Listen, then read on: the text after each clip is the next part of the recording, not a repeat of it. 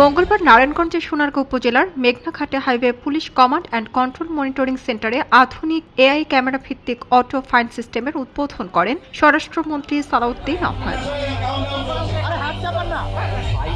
অনুষ্ঠানে প্রধান অতিথির বক্তব্যে তিনি বলেন, ঢাকা-চট্টগ্রাম মহাসড়কে কৃত্রিম বুদ্ধিমত্তা নির্ভর অটো ফাইন সিস্টেম চালুর ফলে চাঁদাবাজি বন্ধ হবে। মহাসড়কে যে চাঁদাবাজি হয় সেটা মালিক পক্ষ থেকে হোক, শ্রমিক ফেডারেশনের পক্ষ থেকে হোক বা পুলিশের পক্ষ থেকে হোক, সবকিছু ক্যামেরায় যেহেতু রেকর্ডেড থাকবে, আশা করি এই প্রবণতাটা কমবে এবং আমি বিশ্বাস করি জনগণের সহযোগিতায় আমরা মহাসড়কে চাঁদাবাজি বন্ধ করতে পারব।